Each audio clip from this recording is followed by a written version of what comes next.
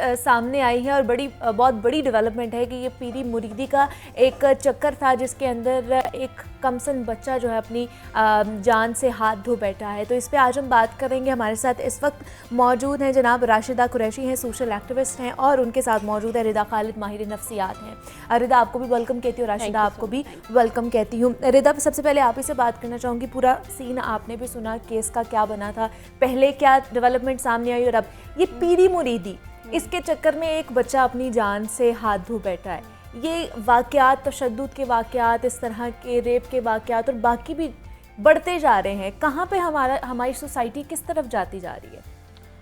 Unfortunately बहुत बहुत painful ये बात है। और ये वाक़यात आप बिल्कुल ठीक कह रही हैं, gradually with the passage of time बहुत ज़्यादा बढ़ते जा रहे हैं। हमारे मुल्क में अभी भी मैं ये समझती हूँ कि इन सारे केसेस को ज़्यादा ये हो रहे हैं इस वजह से क्योंकि हमारे मुल्क में पॉवर्टी बहुत है। और लैक ऑफ एजुकेशन बहुत ज़्यादा है।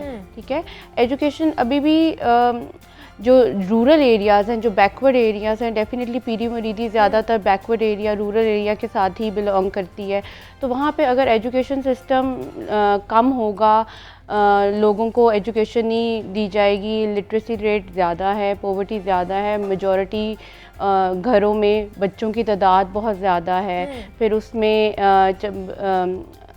जब एक लार्ज फैमिली को रन करना है और एक सिंगल अर्निंग हैंड नहीं सपोर्ट कर सकता अपनी बढ़ती हुई फैमिली को, तो डेफिनेटली छोटे बच्चों को वो इसी तरह एज अ चाइल्ड लेबर जगह जगह लोगों के घरों में, वर्कशॉप्स पे स्टार्ट करवा देते हैं उनको काम बहुत छोटी सी एज में। ये सेल्फ और फिर उनके साथ वहाँ पे छोटे छोटे अब्यूज़, छोटी फिज़िकल अब्यूसेस या तो कभी गाली गलोच कर देना, ये चीज़ तो मंजर आम पे आती नहीं है। जब कोई इस तरह का बड़ा इवेंट आता है या कोई बड़ी इस तरह के इंसिडेंट मंजर आम पर आती हैं और तब हमें पता चलता है, रिपोर्ट होती हैं। राशिदा, आप सोशल एक्टिविस्ट हैं और इससे पहले भी जैसे मैंने बात की कि कई वाक़यात हमारे सामने आए हैं और ये भी एक इसी तरह का वाक़या है कि 3 बच्चे इनमें इन्वॉल्व थे, एक उनकी बेटी और 2 उनके बेटे, कि मतलब उन्होंने बचपन से ही उनको अपने मुर्शद के यहाँ जो है, पीरों के यहाँ ठहरा दिया कि ये आपके पास रहेंगे।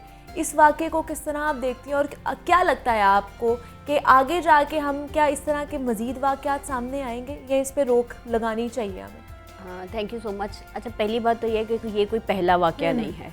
आज से पहले भी बहुत सारे ऐसे वाक़यात जो हैं वो मंजर आम पर आते रहे, रिपोर्ट होते रहे, जिसमें बच्चों की अमवात रिपोर्ट हुई है। सिर्फ उनको तशद्दुद का निशाना नहीं बनाया गया बल्कि बच्चों की अमवात भी रिपोर्ट हुई है।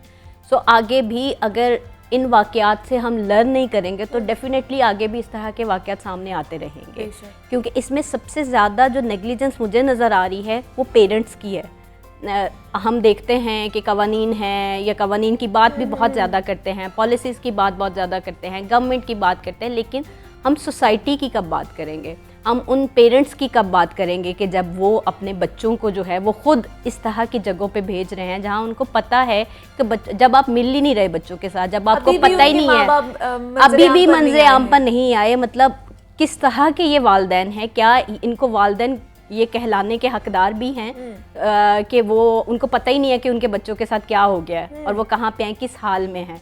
सो हमें कहीं ना कहीं पेरेंटिंग पे भी बात करनी पड़ेगी।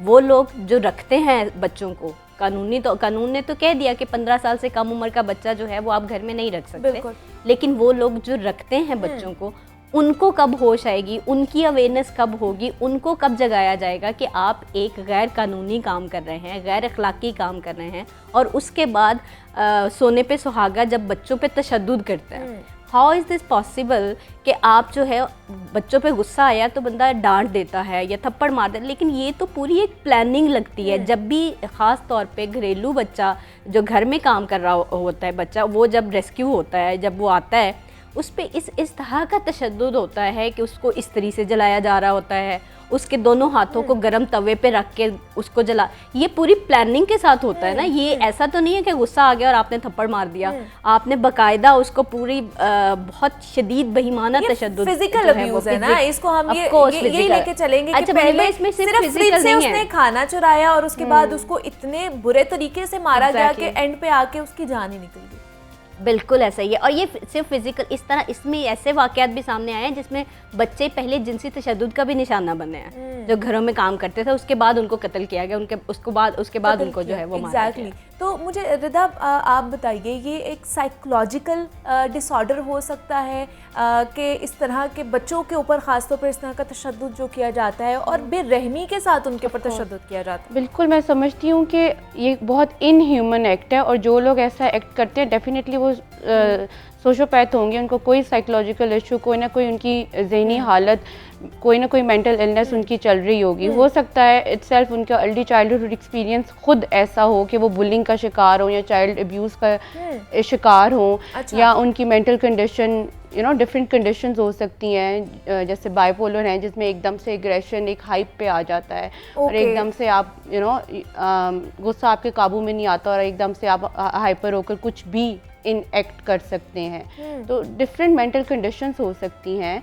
Anti social behaviours, deviant behaviours against the norms, जो नॉर्मल हमारी रूल्स हैं, जो नॉर्मल हमारे नॉर्म्स हैं जो हमने बनाए होते हैं कि जी ये कायदे कानून के अकॉर्डिंगली हमने चीज़ें करनी हैं, जो भी बिहेवियर उसके डेविएंट है हम उसके अगेंस्ट एक्ट करते हैं, दैट्स इनह्यूमन। और उसमें डेफिनेटली कोई ना कोई पीछे आपके साइकोलॉजिकल कंडीशन चल रही होती है, वो चाहे माइनर। और वो क्या इतनी वर्स्ट हो जाती है रिदा कि आप फिजिकल अब्यूज़ पे आ जाते हो, मरने पे आ जाते हो? डेफिनेटली देखें, कोई भी चीज़ अगर इतना इशू है और उस पर हमने तवज्जो नहीं दी, उस पे हमें हेल्प की रिक्वायर्ड है, हमने हेल्प नहीं ली, तो वो gradually with the passage of time build होगा, वो बड़ा होगा, ह्यूज होगा और वो एग्रेशन आपका इनवर्ड भी हो सकता है, वो आउटवर्ड भी हो सकता है।